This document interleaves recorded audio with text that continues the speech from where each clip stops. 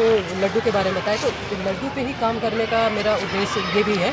जैसे ये हम लोग का पारंपरिक अपना पकवान व्यंजन तो था ही। अभी कोई अगर किसी से बात करता है तो बुजुर्ग लोग क्या बोलते हैं कि मड़ुआ रोटी खाया हुआ शरीर है। हाँ, तो ये भी है। और उसके अलावा जो अभी जिस तरह से मौसम परिवर्तन हो रहा है ना, मौसम परिवर्तन हो रहा है, जैसे ये झारखंड राज्य क्या बोलेंगे, धान का खेती के लिए जाना जाता है। लेकिन कभी अगर पानी ज़्यादा हो जाता है, कम हो जाता है, वर्षा नहीं होती है, समय पे वर्षा नहीं होती है, तो फसल को बहुत नुकसान होता है। लेकिन जो मोटे अनाज है या मड़ुआ के साथ क्या है कि अगर उसको आप एक बार लगा दिए, पानी ज़्यादा भी हो जाए कोई दिक्कत नहीं है, कम भी हो जाए तो भी बहुत ज़्यादा दिक्कत नहीं है, वो अपना उपज देख ही जाता है। तो हम लोग किसानों को भी मतलब प्रोत्साहित करते हैं इस खेती के लिए। हाँ, इस खेती के लिए। तो ये भी एक वजह है इस पे काम करने का। और अभी तो लोगों को पसंद भी आ रहा है और सरकार भी इसको प्रमोट कर रही है।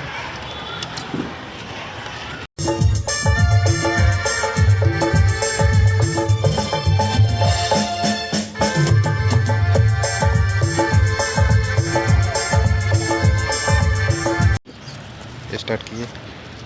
जोहार, आप अरेबिका फूड्स के प्रोप्राइटर हैं।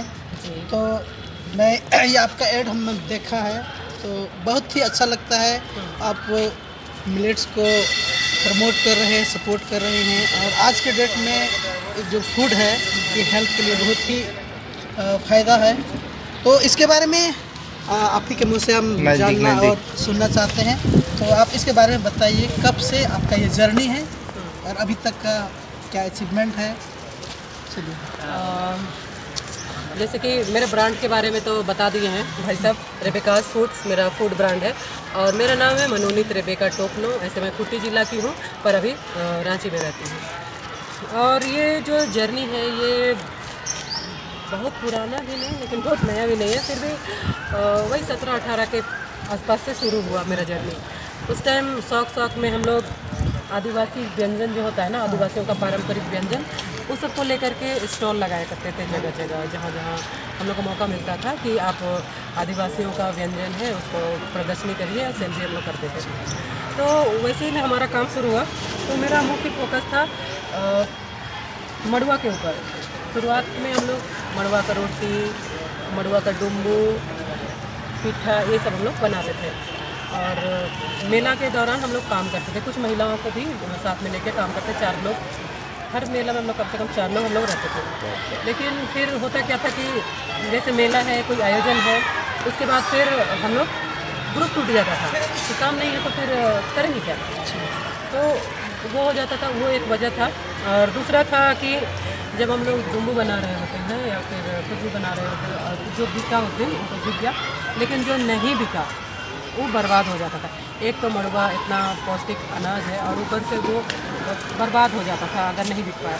तो हम लोग सोचे कि क्या कुछ ऐसा बनाए जिससे कि कुछ थोड़ा सा लंबे समय तक उसको रख सके। तो उसी सोच के तहत फिर हम लोगों ने शुरू किया मड़ुआ का लड्डू। उस टाइम मड़ुआ का लड्डू कहीं मतलब सुनने में भी नहीं आता था कि मड़ुआ का लड्डू देखने में भी नहीं आता था। फिर जब बेसन का लड्डू बन सकता है तो मड़ुआ का भी क्यों नहीं बन सकता, ये सोच के साथ हम लोग शुरू किए, प्रयोग किए। लेकिन इतना आसान नहीं था इसको बनाना, क्योंकि थोड़ा सा अजीब ढंग का इसका थोड़ा सा अनाज है ना, रूखा है, तो वो बनाना मुश्किल था।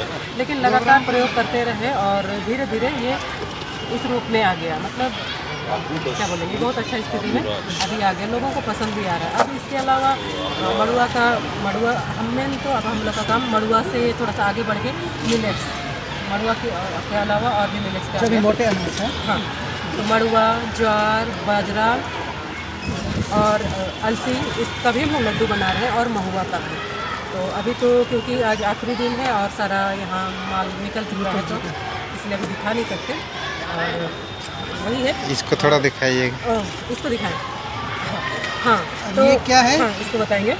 तो अभी मड़ुआ का जो क्या क्या बन रहा है वो हम एक बार बता लेते हैं। मड़ुआ का बन रहा है लड्डू, केक, कुकीज़, सेव, ठेकुआ, निमकी। निमकी को भी लोग बहुत पसंद कर रहे हैं। अच्छा, ये मड़ुआ का है। हाँ, बहुत सारे लोग मीठा नहीं खाना चाहते हैं ना, उसको मिठास नहीं चाहिए, तो वो निमकी लोगों को पसंद आ रहा है। और उसके अलावा लड्डू के अलावा अब फिर हम लोग जो यहाँ का स्थानीय उपज है ना, जैसे ये है वनोपज के तहत आता है, ये है फुटकल का साग।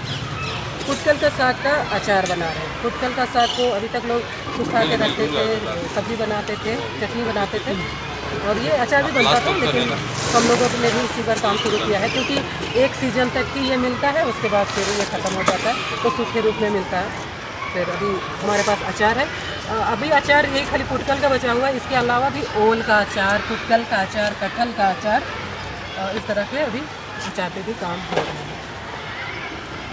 तो आपका ये 2017-18 से ये सफ़र रहा और ये जर्नी अभी वो मुकाम में पहुंच गया। लोग अभी इसका जो फ़ायदा है इसको समझने लगे हैं और बेसब्री से मतलब जो इंतज़ार रहता है जब आपका स्टॉल कहीं लगता है तो इंतज़ार करता है कि ये रगी का लड्डू आएगा। देखिए अब देखिए उतना लंबा सफ़र तो हो चुका है, लेकिन शुरुआत में इसको पार्ट टाइम के रूप में ही हम करते थे और यही संवाद संस्था से जुड़ के काम करते थे, उसके प्रोजेक्ट में काम करते थे और तो इसको हम पूरा टाइम नहीं दे पाते थे। लेकिन अभी मेरा फुल फोकस अभी इसी के ऊपर है, तो अभी वो उस स्थिति पे आ गया, नहीं तो सबका आ चुका होता।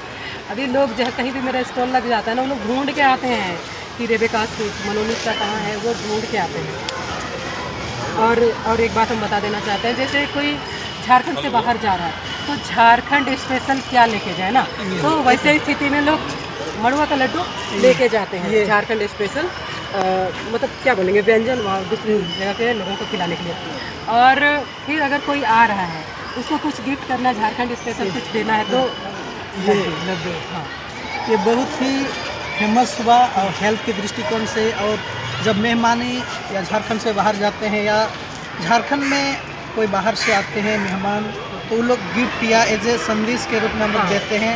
ये बहुत ही खुशी की बात है और आपसे बातचीत करके बहुत अच्छा लगा। और मेरी तरफ से पूरे जो जितने भी दर्शक देखेंगे उनकी ओर से आपको बहुत बहुत शुभकामनाएं देते हैं। आप इसी तरह लोगों का हेल्थ को आप इंकरेज कीजिए और लोगों को इसका महत्व के बारे में जो जान रहे हैं, और आपका ये जो सोच है और इसको आप प्रमोट कर रहे हैं मिलेट्स को, ये बहुत ही अच्छी बात है।